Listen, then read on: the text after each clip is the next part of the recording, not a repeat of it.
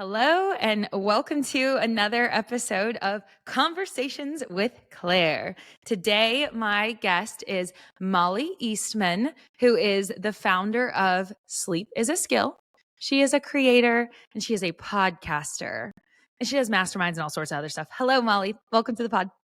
Hello, Claire. Very excited to be here. We were just having far too much fun before even hitting record. This is going to be a blast, and it's probably going to be tricky for us to get all of our things into this conversation because we have so many things to discuss. So Oh my excited. gosh. Yeah. And so, there are a lot of different directions that I would like to head, but I am really going to focus on what you niche down in. So Let's do I it. want to head straight into literally your thing is sleep. And a lot of people really struggle with sleep. They don't have the awareness of how important it is. You name it, they don't know what to do. They experience insomnia, all sorts of different things. And so I really just want us to kind of get into that. But before we get into specific practical, tactical things that they can be doing for their lives, I want to go back to the reality that, like, the likelihood that you came out of your mother's womb, this like sleep expert, like loving, learning, and teaching about sleep is like probably not real. So, Right. how did you even find yourself here and what made you so interested? Great question. And I think it's actually really relevant for the listener because wherever you might be in your journey with sleep, whether you aren't thinking about it at all, or it's really plaguing you, or anywhere in between, I hope that my story can stand as an example of what's possible. And what I mean by that is, I like to think about this journey with sleep as kind of a three-part system or series, if you will. So, the first part of my life, to your point, I didn't really think about it that much. I just had a lot of fixed labels and relationships and narratives to my sleep. And what that looked like was this kind of series of conversations where I'd say, "Oh, I'm a bad sleeper. I'm a night owl. It's in my genes. I'll sleep when I'm dead." All of these things where it was just something that's how it was for me. That was the reality, and I just needed to survive that experience, and that's how I acted about it. And so I would have these series of habits and behaviors, and I wouldn't notice as time went on, because I related to it like this when I was young, into high school, into college, early 20s, but not noticing as my habits would get more extreme. So I'd be going to bed later and later, but I would be justified and righteous the whole time. And I would say, well, I can make my own hours. I'll just sleep in. What's the big deal? Who cares? Um, and I wouldn't correlate some of the things in my health and my life that were not working, that sleep was playing a role in it. So, for example, I was getting more and more anxious. I was having some health issues. I had the beginnings of an ulcer. I had shingles in my 20s, all of these signs that my management of my health and well being was not working. But it was not until I went through this period of insomnia while traveling internationally that totally, completely transformed my whole life. And it didn't come out of nowhere. It came out of progressively having more and more of these poor sleep habits. But until my stress load was at an all-time max, I was a serial entrepreneur in Manhattan, burning the candle at both ends. And from that place, my rock bottom moment in the stress load of my life manifested in this experience of what felt like it began with jet lag. And I never really experienced much jet lag. I hadn't traveled a lot before, grew up with not a lot of money. And so suddenly, with this traveling thrown in the mix, I started having some maladaptive behaviors to try to get myself back on track, and not really knowing how to do that. But adding with all of that stress load, I started having true insomnia, which I never really experienced. And so what that looked like was just day after day of this beginning to be this experience of more and more anxiety. Like the sun would be setting and I would say, "Oh my God, like I can't face another night." And my heart would start racing and I would get so nervous about the upcoming night ahead, because I would just lay there and lay there. And I felt like, am I losing my mind? Like, what's going on here? This is so unnerving. And so at its worst, I went to the doctors in Croatia with Google Translate and said, "Help, I can't sleep." and I leave with sleeping pills. And in that moment, realizing, all right, I clearly got to take this upon myself to really figure out, because the paths for help and support are leading to this one particular direction, which feels very band-aidy, and like, why is this happening? What is the root cause here? So in that, what became this quest to transform this, became, and I do now have permission from my mom to share about this. I didn't have this in the past, so this is actually new. But my mom has she's dealt with some different, mental health issues, including being on a pharmaceutical path, including Xanax and other things. And I saw how hard that path had been for her and have really been disrupted to her health and well-being. So that was the other part that was in the background that really made me nervous of like, oh, is this now my path? So it really, I had a fire to figure this out. And what ended up happening, which felt like at the time, no silver lining is how it felt. It ended up being one of the best things that could have happened to me, because it actually had me, one, turn my life upside down, two, try so many different modalities. Some worked, some didn't. But out of it, I discovered this whole world of chronobiology, which is really the science of time and how time affects our biology. And it became this thing of, oh my God, why are we all not talking about this? This is what I truly believe. And I, have give so many talks on this topic of, I really believe this is going to be one of the next big things in wellness, which is this kind of circadian entrainment and biorhythm entrainment. So we can talk about that. But flash forward to wrap up this long story. I essentially, on the other side of it, got to begin to heal my relationship with my sleep, and which felt like a huge accomplishment, because it was beginning to be so disempowering. And so once I started to actually heal that, not only did it come back to how it had been, which I shared wasn't that great, suddenly actually to quantifiably exceptional sleep, to sleep on the right side of the bell curve that I never thought was possible for myself at all. So I could not stop talking about it. So what ended up happening was, just organically, these small groups ended up getting created, almost like sleep support groups type of thing. And then it built into what is now Sleep as a Skill, our company, which now also has reach of, internationally. We have online courses, we have cohort programs, we have one-on-ones, we have the number 2 sleep podcast. We have weekly newsletters we've been doing for over 4 years, every Monday. We are also work with particularly poker players. We have a real niche in poker, since they're a kind of a cognitive athlete and always looking for that next edge in their performance. And so we really double down in there, but as well as other high performers in various industries. And more recently in the sports space and hospitality space. So kind of partnering up with the different hotels. And so I say all that because this came out of my lowest moment. So wherever people are listening from, if their sleep is not great, or if they just feel like that's how it is for them, I assure you, there are always things that we can do to transform this and make a big difference. So excited to talk about that today. Yeah, thank you for taking the time there. And I actually want to spend a bit more time there. Yeah. I think that your story is so relatable. I mean, maybe they weren't traveling internationally, or, not Yeah. every detail is the same, but we Yes. all do. You're so right. We all grow up with this narrative of how sleep is according to what we saw modeled, before us. And so for me, my grandmother always operated on very little sleep, and she was a freaking go-getter.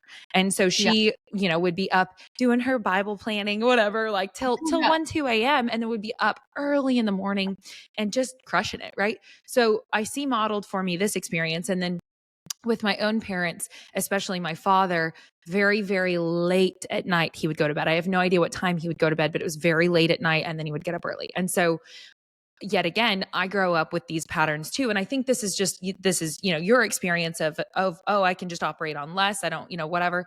This is so relatable to so many people Yeah. of the narrative that we have of how not important sleep is and how important productivity is. And so we don't see how the two absolutely have to coexist in order for our productivity to even really be real. And so I do want to spend just a tad more time on those lead up moments, those months, years leading up to where you are in Manhattan, you're in the grind, you're the serial entrepreneur, you're really getting stuff done. So like, kind of just, if you can, just give me a bit of a description of like, what was your lifestyle like what Yeah. time were you waking up, were you eating breakfast, what Yeah. time were you going to bed, like what did a day look like for you? Because I think it's really good to bring awareness to all of the stress factors that were present in your life and you weren't getting the most restorative thing, which is sleep. Yes. Oh, well, I'm so glad you asked that because I actually been on a lot of podcasts and many people want to go right to, okay, well, so how do we fix it? And you're so right to actually let's suss out what did that look like when it's not working? Because we might have a blind spot to, we might be doing some of these things. I certainly had a blind spot to it. I didn't realize how detrimental it was.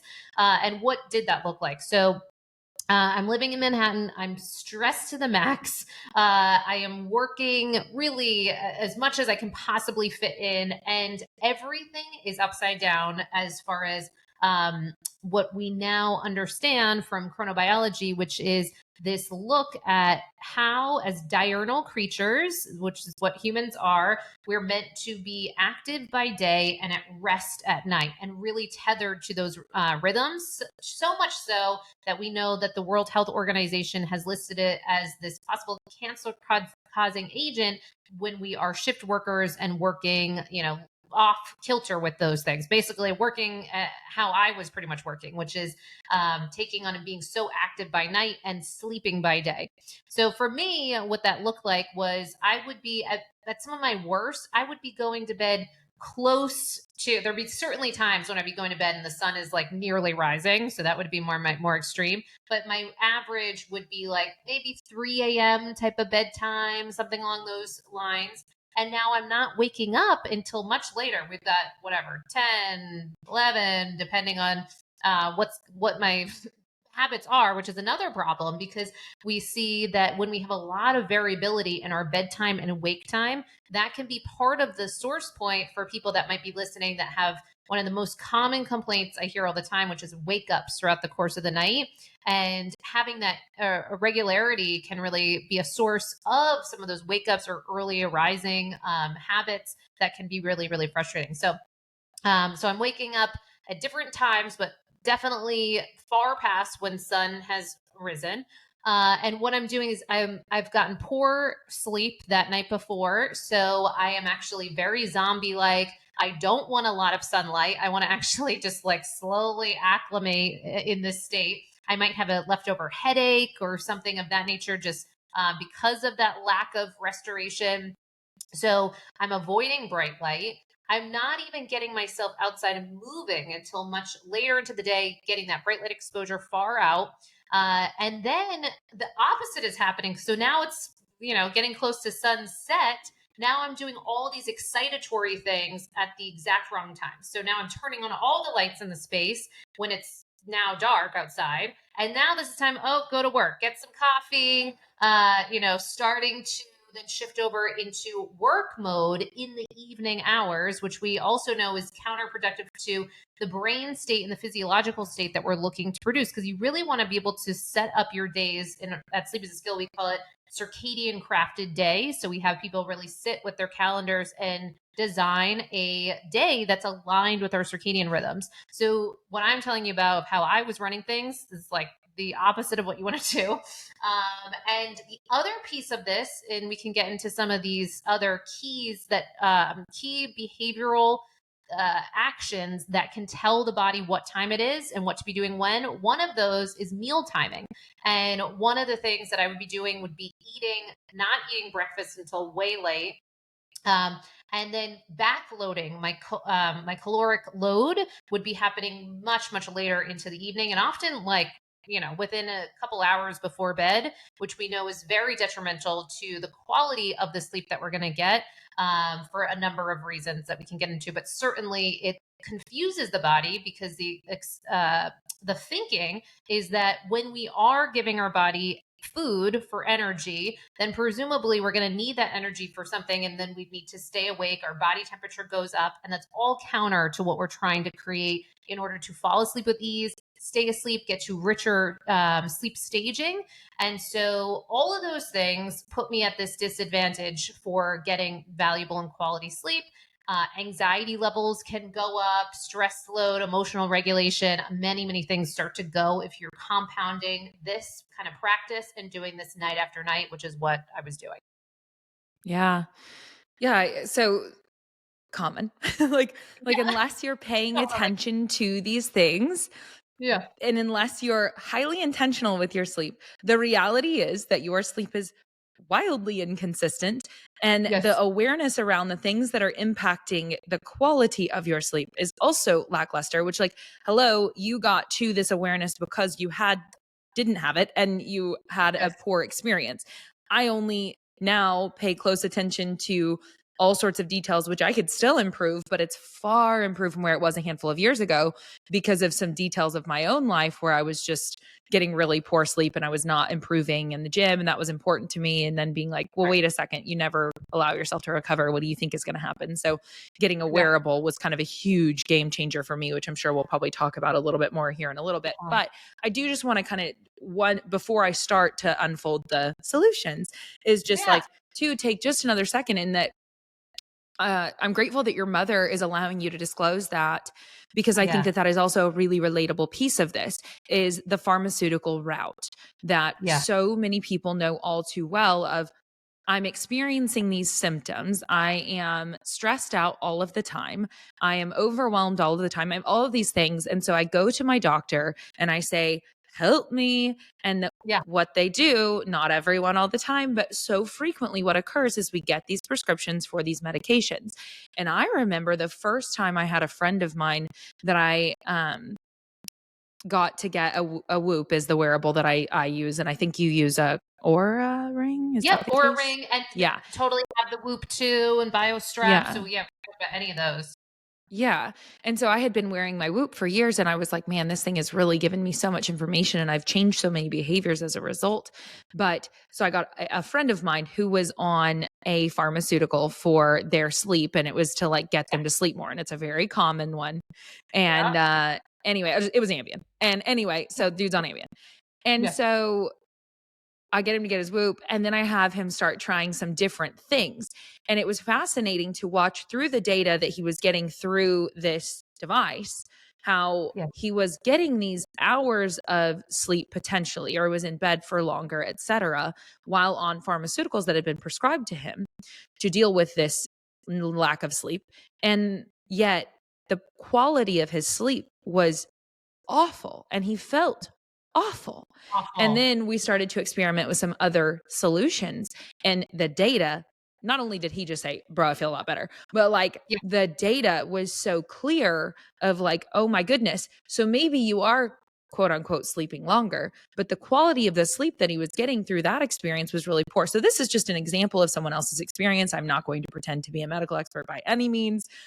Yes. So but it's a great example because that's a real life thing that I know that I've experienced through my wearable and that I've had other people. And then the Xanax piece of it is something that's also just so relatable. And Ah, so huge. knowing that a lot of people are going to like be able to relate to that, like knowing that there are going to be a lot of people out there are going to be like, man, that's my journey. That's my potential journey. Maybe I'm not there yet, or maybe I'm fully there and like not thriving. And so I want to kind of start with the basics. And so the basics would be like as simple as since you are someone who really has specialized in sleep, what is a recommended dose of sleep for an adult?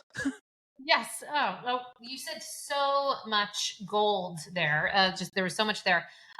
So one, I so appreciate you pointing to the pharmaceutical piece because I can almost guarantee that someone listening is on some type of pharmaceutical that might be altering their sleep architecture, and they might not be aware of it. Now, of course, we want to be responsible, and we're not saying for anyone to stop taking prescriptions or what have you if they are on those. However, it is important for all of us to be informed consumers of the types of things that we are having. And I think there's a lack of awareness, even unfortunately, in the medical community, because we do have to know that our primary care doctor, if we are going to our primary care doctor, unfortunately, because of the system, not necessarily their fault, but because of the system, kind of structure, the average primary care doctor has had 2 hours of training on sleep. This thing that we do, I don't know, a third of our lives for on average 26 years of our lives are spent asleep. And yet we're spending around 2 hours with our primary care doctors or any doctor outside of a sleep specialist and that's out of Harvard Medical too. That's not just like any old kind of institutions.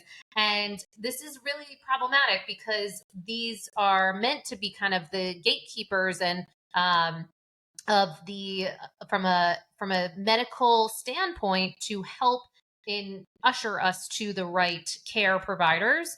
And unfortunately many things can get missed, and to help support thinking, okay, well, we've got these sleeping aids, so let's prescribe you. If you're suffering, you're in my you're in my room, I want to help you, and so I'm going to give you this prescription. And yet what we're not quite getting is that for the sleep aids in particular, we have a lot of concerns about long-term use, and they are not approved for long-term use. They are actually meant for short-term use, and that's really what is supposed to be mandated. But unfortunately, that many people are running around using these for decades and decades, and so they alter our sleep architecture and quite profoundly. And so the sleep that you are getting is more sedating and of a sedated quality than it is of a true level of sleep. And you experience that with your friend and being able to see some of those impacts with these wearables. That's why I think wearables are so important in this modern society that we're in, that is so counter to how we would have lived, as hunter-gatherer, days for thousands of years, where we were just kind of aligned with these rhythms of nature. So much of a blueprint that we can look to of how to inform ourselves of how to behave now. And yet it takes something.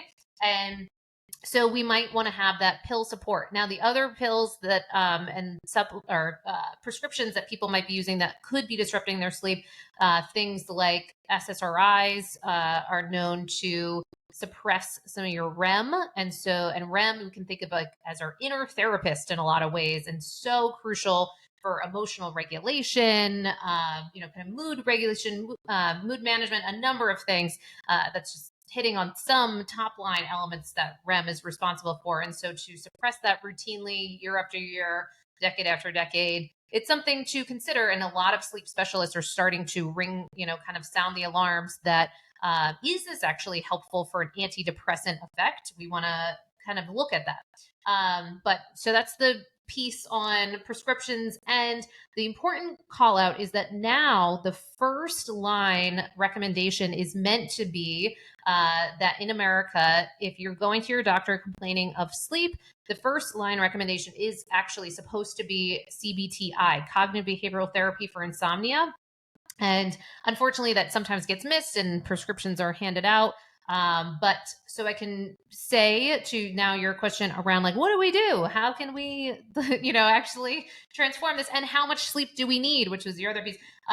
So one, if we are taking a look at that CBTI, cognitive behavioral therapy for insomnia, that is kind of addressing the thought patterns and some of the structures of our sleep. So that's its own world, and there's plenty of books and things that people can, learn more about this, because lots of tools and techniques. But with the amount of sleep, the duration, so that the suggestion for healthy adults is between 7 to 9 hours as of right now. Now it is a U-shaped curve. And so the U-shaped curve is that sometimes there can be still healthy people that might be getting a little less than 7 and a little more than 9 and still have some kind of healthy components. And that's that U-shaped piece. But we do find that when you start going lower than, say, around 6 hours, like Harvard Medical did a whole report where they found that people that got routinely less than 6 hours of sleep each night are putting themselves at risk for things like diabetes, heart disease, stroke, cognitive decline, and all-cause mortality, aka death from any cause. And so that was looking at having routinely lower than around 6 hours of sleep each night. And of course, I think a lot of people will think about that sleep duration and then getting that at any means. Like, so that was one of the things that, so my husband, we've been together for 12 years, and throughout all of this, so he saw, my ups and downs of sleep, and he's been along for the ride. And one of the things would do is, and we later discovered that he also had sleep apnea, which is REM dependent sleep apnea. So when he'd go into REM, and it wouldn't be wasn't overweight, wasn't a huge snorer. It was one of those kind of covert types of apnea, which everyone should really be on the lookout for. If there's any sort of respiratory issues, you wake up really tired, you have dry mouth, you have headaches in the morning, you teeth grind, any possible things of that nature can be red flags for just some sort of respiratory issues. But I mentioned him because he was someone that would be obsessed with, I always get 8 hours. But it would be some days go to bed at 1 a.m., some days 2 a.m., some days 10 p.m. Didn't matter. So all over the place. So that's the same 8 hours would be very different quality of 8 hours depending on when it was achieved. Also, it might be more fragmented. So the actual duration, regularity, the quality, all of those aspects come into play and are super important for this topic of how much sleep do you need? Mm-hmm. Oof. Okay. So do you by chance know and if you don't, that's okay, but the percentage of the population worldwide or maybe US specific, anything like that that's getting this less than 6? Yes. If you don't, that's okay. Yeah. So as far as, and here's our call outs here.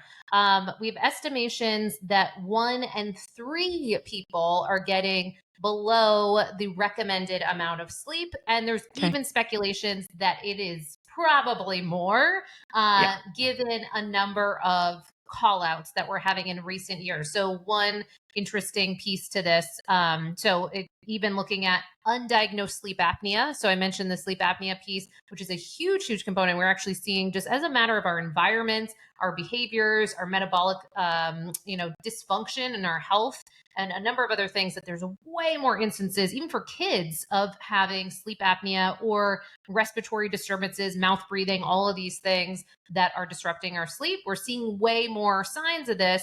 And so the thinking is that even for the people that say, I'm a great sleeper, this is what a lot of people will say, that don't realize that they actually have a sleeping problem, because they're the ones that, and this is always a red flag for me when people say, that's not for me, talk to my cousin, aunt, sister, whatever, because I'm a great sleeper because I fall asleep the minute my head hits the pillow, which is always a red flag for me, that actually there's likely something wrong with that person's sleep, because that is a sign that there's some sleep deprivation at play, because it actually should take us a little bit of time to fall asleep. Not egregious, but more in the realm of, say, like 15 minutes, 20 minutes. It depends on the person, but just some time to transition from a wake state to a sleep state. If you are immediately falling asleep while watching movies, or, the minute your head does hit the pillow, that often can be a sign for us that something's at play with the quality of the sleep that you're getting.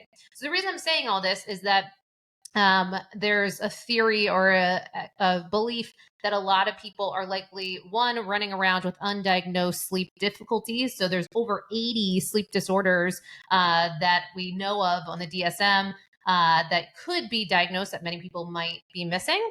And then just even beyond that, so then the people that are concerned about their sleep and actually would qualify and say, I'm not getting enough sufficient sleep, there is that group. But then there's this group that, like for you, when you called out with the wearables, that you got your wearable and you start to notice, oh my gosh, I thought I was whatever. I thought I was getting more sleep, or I thought the sleep was better. I didn't realize it was such a problem. So many of us are starting to be in on that conversation. I think that's what's starting to emerge, because I really believe that even these numbers are skewed, and that there's likely more kind of undiagnosed problems or things that we could do to up level.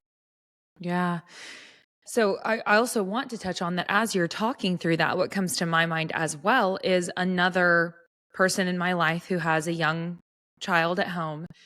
The young child has some mouth problems and breathing, and so I'm thinking about the fact that, okay, also I know that their child is also struggling in school and is also struggling in other areas of life socially and all sorts of things. And so, mind you, yet again, I am not a medical expert, but this is just triggering a thought in my mind of they're aware of the fact that this child is having some struggles with their breathing and they're masticating and all sorts of different things. And so the likelihood that this child is having impacted sleep, if it's already impacting the kid's behavior during the daytime, is just an interesting thing to perhaps take a look at, because if he's having a hard time socially, if he's having a hard time in his learning environments and things like that, like I wonder if any of that is impacted by his sleep. I certainly don't know that, but this is a wonderful topic to bring up and just say that, like, yes, we're adults that are consuming this information, Yeah. but like who have children who could be impacted by these things. So I do want to kind of keep going from there. I just want to touch on that. And I want to ask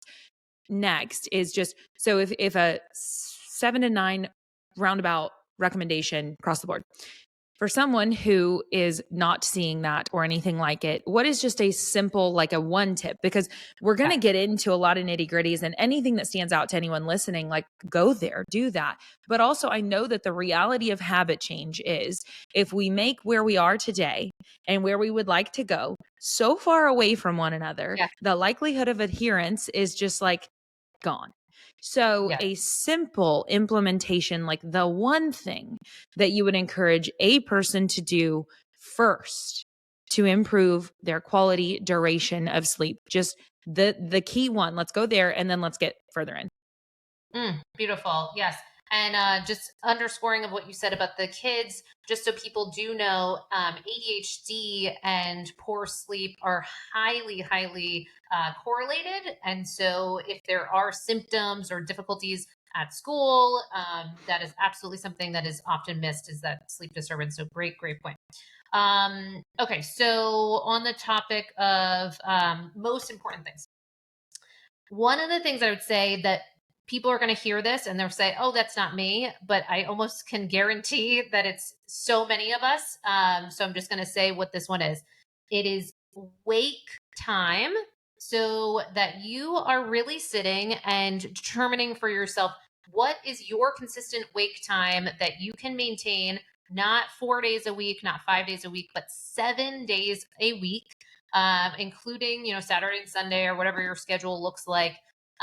And having that consistent wake up time become your new anchor that helps ensure that we're in training our cortisol pulse that happens each morning, our melatonin at night, and brings things all into alignment. We want to begin there because sleep loves consistency. And when we have what I'll see, because now we have amassed one of the largest databases of Aura Ring data specifically for sleep optimization outside of a research purpose. So we've got hundreds of Aura Ring users on our dashboard that we get to look at so many people's data.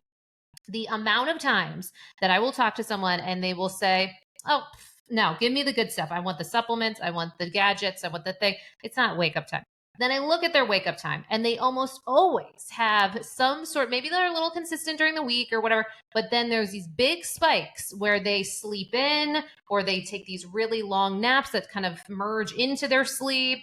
There's all kinds of bizarreness. So what we want to do is understand that whenever we do that, it's akin to being someone that travels from New York to LA every single week or something of that nature, because now we're being left with what's known as social jet lag. And you didn't get on a plane, but now you're experiencing the impacts of jet lag in that very same way. So now it's throwing you off for subsequent nights, and that Sunday scaries kind of call out really dates and relates directly to all of that abnormality that we've kind of managed ourselves with over the week. So you want to begin there and then build on that consistent wake up time. Now you can swing it plus or minus 30 minutes or so. But ideally that's where you're largely managing that, say 7 a.m. for example, 7 a.m. across the board. And then maybe if you have a crazy night, maybe you didn't sleep particularly well, something happened, you're swinging it out a little bit, say like 7:30 or so, but that's really still maintaining that consistent wake up time. Then we can start layering in all those other habits. And you pointed so beautifully that we don't want to overwhelm, but there's other things. Once you start to have that in place, then we can make sure we're pairing bright light exposure on that first side of things with that wake up. And, we can get into other possibilities as well, but that's the place we must begin.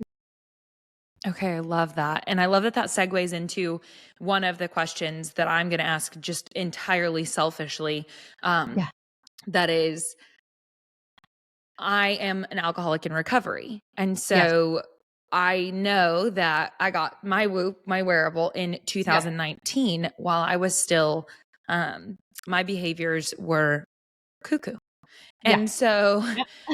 Totally one get of it. the yeah, and so of course, thankfully, one of the journal features is, did you have alcohol, right? And so you check that, Yeah. yes, no, whatever, and then it starts to give you really detailed information about the impact that that is having on your sleep. So you said, okay, throughout the week, you have these average wake times, and on the weekends, there's these crazy swings and whatever. And like what I go to for myself is like, oh, well, I know how it was for me for years was, Yeah. oh, I would be okay a handful of nights, and then there would be a night where I'm going crazy and I'm drinking a Yes. lot of alcohol and I'm doing other things and whatever. And so all of that alone is going to impact my sleep. But then certainly when I go to bed, when I wake up, is, I mean, everything about it just gets totally screwed. Yeah. So I do want to address just the impact that alcohol consumption has on sleep. And I don't Huge. mean to demonize it, because I'm No. someone who does not interact with that substance normally. When I take it in, I then need more. So I'm a bit different. And some people really can enjoy a glass of wine and move along with their lives. Congratulations. I can't relate. But so what is the impact that alcohol has on sleep?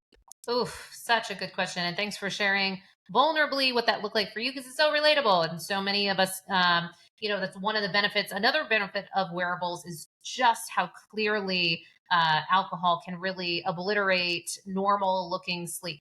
So, alcohol and sleep, this goes under the category of chronopharmacology. So, the timing of our drugs, and drugs could be caffeine, alcohol, THC, supplements, prescriptions, all those things.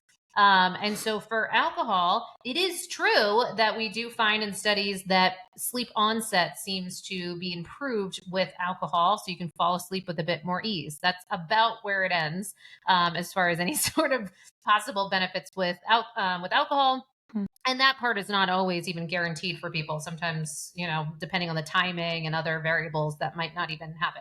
But what ends up happening for most people in studies is that we see sleep fragmentation go way up. So now you can almost, and this is, I see this for myself and so many clients, is then you start to have this thermoregulation difficulties. So you might be getting hot into the middle of the night. Now you might have wake ups, and a higher heart rate throughout the course of the night, which many people will see on their wearables, and certainly HRV, so heart rate variability. And if people aren't familiar with this is a really great metric of recovery is really what HRV stands for, in a particular way. But also, it's a nice readout of our nervous system, and how we're kind of being able to respond to the stressors given to our body, both physiologically, psychologically, environmentally, and other things. So, with that, one of the things that we can see is that HRV really getting impacted, that sleep fragmentation, impacts of REM sleep, and other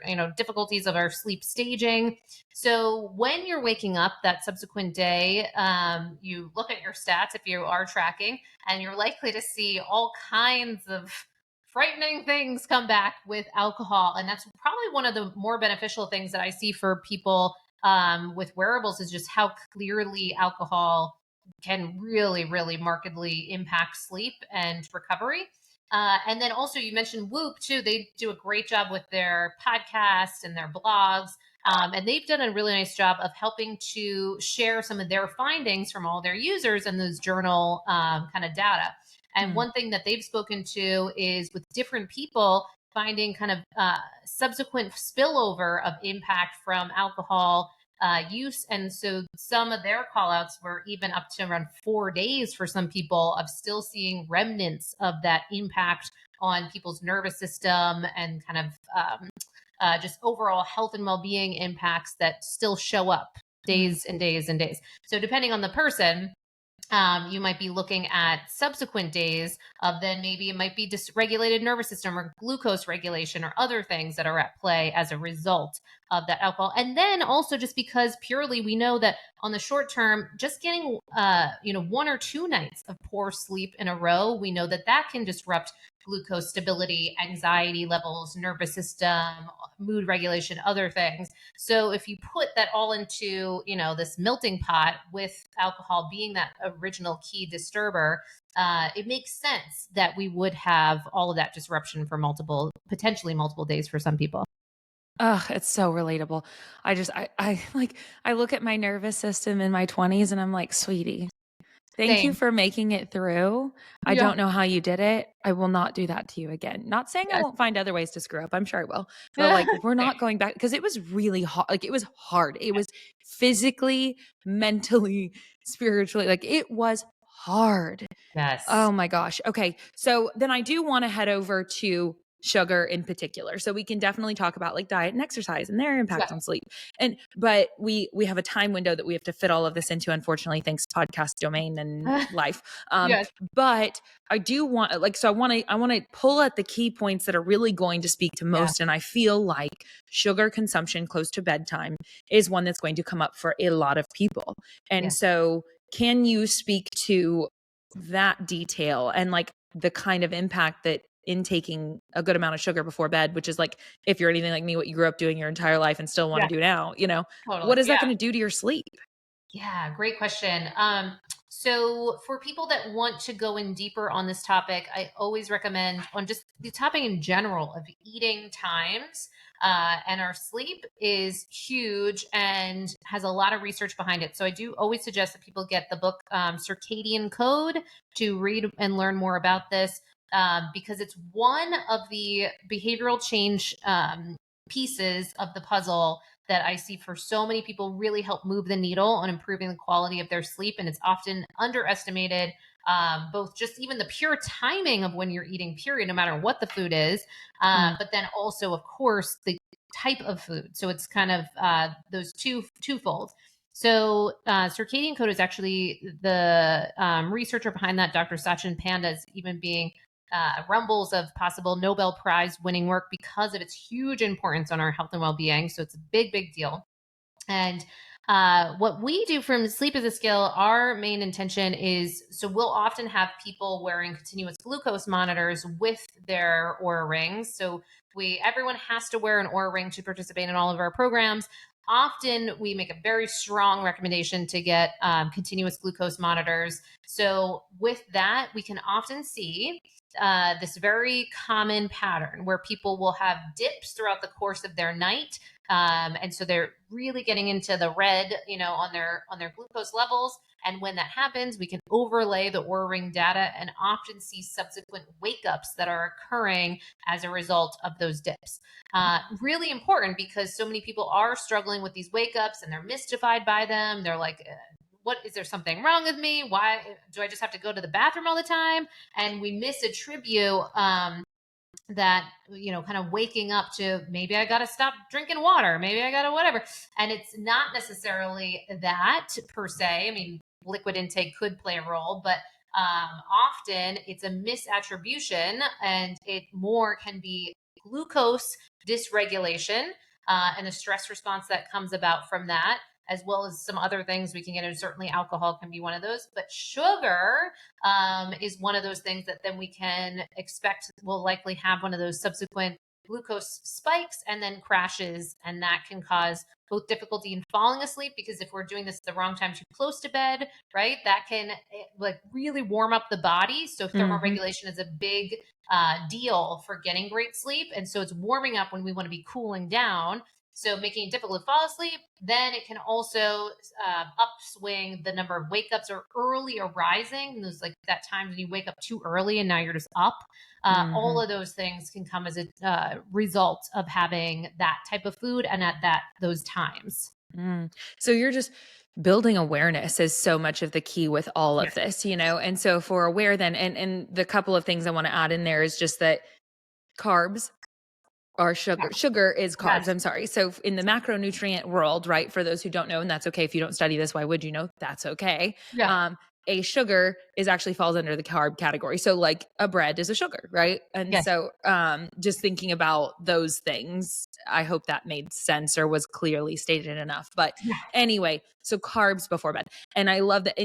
And because I focus so heavily on nutrition, then it's like, you know, food is fuel, and that's something I talk about all the time, and also it's meant to be enjoyed and all of that. But So if I'm intaking these things, these carbs, these sugars directly before bed that are literally designed to give me energy, I love that you're coming at it from this perspective of thermoregulation and Yeah. and just meaning that you're getting warm. And so what's happening, you're digesting that food, it's giving you energy, but you're going to bed. Yeah. And it's at a time where you don't need that. And then I almost don't even want to admit it because I feel like such a spoiled little shit right now that I get to sleep in an eight Oh, sleep bed. sure. Yeah. Right. So like it literally, the bed cools. And so it cools me down. So there are so many different resources available to improve your Oh, sleep when you get real totally. in here. But so I want to ask a couple of other questions as we do get closer to time where we have to round out of what are some effective relaxation techniques that can help promote better sleep? Yeah, great question. Uh, so at Sleep is a Skill, we do a lot with kind of technology in ways that we can see objective data to understand what's going on with our nervous system. So we actually do have a lot of people using daytime HRV trainers. So one example of that is Hanu Health, which is Hawaiian for breath. And so Hanu Health is a basically Polar H10 that hooks up to an app, and it helps you train with different breath work and other relaxation techniques so that you can start to see, oh my gosh, I can lower my heart rate on command, basically, and learn to train my nervous system, lung capacity, all of this to actually be able to improve HRV, which is kind of that reflection of our nervous system, how at ease, rest and digest, parasympathetic response. So we can train to do that at will is really the goal there. So that's one way of getting data behind it. But if you're looking for a more low tech option, then one of the things that we like to really train for is creating your days such that you have day mode and night mode. So, it's probably we need like a part two to this podcast to get into all the details of what that would look like. But at the bare minimum, and there, believe it or not, there are entire conferences on sleep and the latest research on sleep and the greatest thinkers in this area. The big takeaways with this are bright days, dim nights is like the whole mantra in the sleep world. Not that I shouldn't, limit it to that, but it's a big one, right? And the reason I say all this is that you can use light timing and sunrise and sunset to help guide you on what type of behaviors to really be engaging in, including your thought timing and the types of content that you're bringing in and the types of behaviors you're engaging in.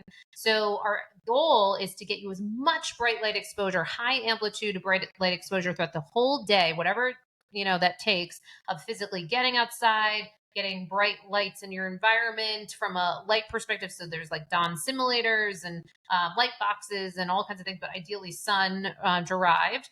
And so you're doing that all throughout the course of the day. So such that when you're suddenly moving into a very dim environment post sunset, that your body says, oh, wow, okay, so this is unequivocally nighttime. So what ends up happening, and this is pretty cool, is that in the presence of darkness, where many of us don't have true darkness, you actually are creating melatonin, because melatonin is known as the vampire hormone or the hormone of darkness.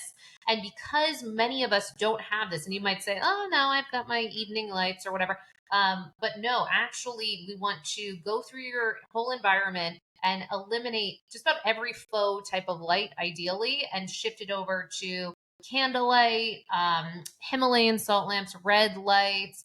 If you must, then you could do, say, like a Philips Hue where it changes over to like an amber or red tones or what have you. But all of this so that you're having no blue, ideally, certainly no blue light, but no green or violet as well in your space. So, with that, the reason I'm saying all this is because that alone, when you're starting to raise melatonin is not like an Ambien. Melatonin is it prepares the body for sleep. And how do you prepare for sleep? You lower your body temperature, you lower your heart rate, improve and uptick HRV, and so all of those things are like your body is actually calming down. So you Mhm. want to have your environment help escort you into that state by bathing in that darkness and cooling your environment so you can lower the temperature in your space as well. Um, And all of those things can help down regulate. So then, of course, you want to be checking and making sure that all of your behaviors are aligning with that down regulation. Are you watching scary shows? Are you going and looking in your email? Are you, texting with that person that might be a little angsty, or talking to your, partner or kids or whatever? All those things that might kind of rev you up. We want to be doing consistent audits of the behaviors that we're engaging in, the types of content that we're engaging in, so that it's not giving us that counterproductive response. Yeah. Oh, I love it. And I feel like, I just have to loop back to the fact that there's a lot of information here, and Yeah. gradual steps in a direction, and understanding that imperfection is a part of your reality as it is mine and everyone else's ever. Like, so it doesn't Yeah. have to be perfect, but continuing to build out awareness and just try to do better things is pretty cool. So, are there any natural sleep aids that help promote better sleep, other than medication, that you would recommend? Yeah, great question. So I would, so for instance, in our cohort programs, we leave chronopharmacology, so all, drug timing supplements, all that, intentionally to the very last module, which people don't actually love. But we do that on purpose because people always want that first. They want the And so fix. they want to fix it. And I get it. I mean, when I was Absolutely. struggling with my sleep, I was like, skip all Give me this the stuff. pill. The Yeah. pill. Yeah. Yeah. But we do that on purpose because we also don't want people to be, spending all this money and, hinging their hopes on this supplement or this thing or this gadget, unless they're doing the foundations. Because we find that unless it's just kind of like expensive urine a lot of times, if you aren't doing those other foundational things, I've yet to see people invest in like one magic pill often, that will make this huge difference if you're not handling these other things as well. Now, there are those times where that's why we always suggest test, not guess. If you are egregiously low in, say, vitamin D or B vitamins or iron levels or certain things, obviously, that are going to impact sleep results. That's a big deal. And so I'm not trying to discount those things, but I just also want people to get that without addressing some of these other things, or ideally testing so we know what we are supplementing for. It just might be you might not get the results you're looking for. Having said that, I appreciate that so much. right? It's literally, hey, let's look at all these lifestyle things that are within our control that potentially don't even cost us money. They just cost us Yeah. awareness and learning. And then let's take and thank you so much for that. That's empowering, honestly. It might feel Yes. frustrating initially of, oh, Yeah. you mean I have to figure this out? But actually it's Yeah. so empowering that there's so much within our control that's not costing money. Okay, go ahead. Yes, 100%. I hope that it actually, on the short term, it's like, oh, bummer. But on the long term, ooh, this is all within me. This has this possibility and really profound, different, like measurable, objective data change. So Mm. really important. So standing in that, say now you're clear on all those things, you're starting to implement those in your life. Now I want to add in some of these other elements.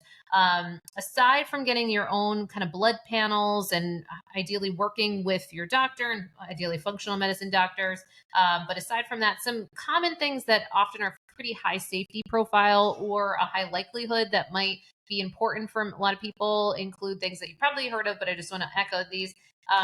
Things like magnesium, since so many people are deficient in that. So particularly magnesium, glycinate can be really helpful for sleep in particular, but also just often a high safety profile for many, so that you could take it routinely on a regular basis. So that magnesium, glycine in alignment with that glycinate is also one that tends to be pretty safe. Also have thermal regulation properties, so kind of helpful in that dropping of body temperature. So that's another one. L-theanine is another one with a pretty high safety profile. It can be helpful for that, nervous system management, which often when people are having sleep difficulties, there's often some level of nervous system dysregulation at Mm. play. And we're just trying to figure out like to what point, where's the root cause here? But usually there's some element. So L-theanine can be helpful with that.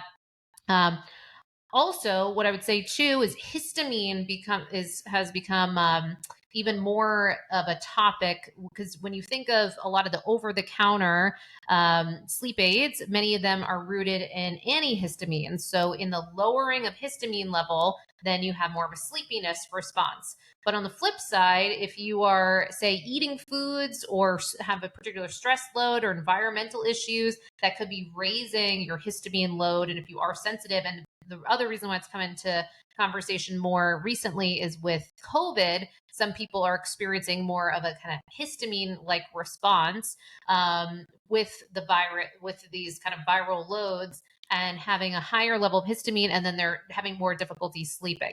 So antihistamine or natural antihistamines can be helpful too in those cases. Things like quercetin, vitamin C, zinc, other things that can help.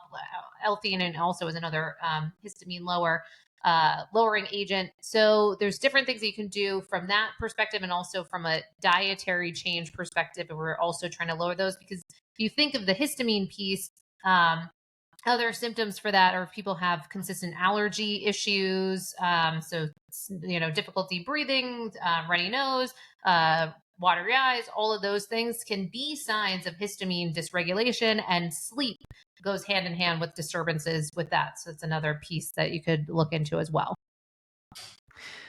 Oh my gosh. All I can think of is just like you are a wealth of knowledge, and I would love to dive deeper. This is going to feel like an abrupt closing, in my opinion, which this is not how you want to go to bed. You want to ease yourself in there. So, guys, what we're about to do is the opposite of how we want you to go to sleep. Love it. Well said. Okay.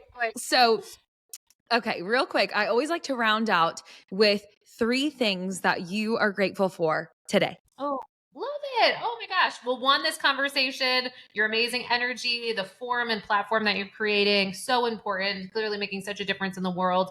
So really grateful for that. Grateful for our conversation right beforehand, where you're inspiring me with a couple, accountability possibilities. And I'm an accountability nut. That's one of the crux of our company, is really on technology accountability, behavioral change. So I really am a huge believer in as much accountability as I can have in my life in various areas. I want to do it. So that piece really inspired me.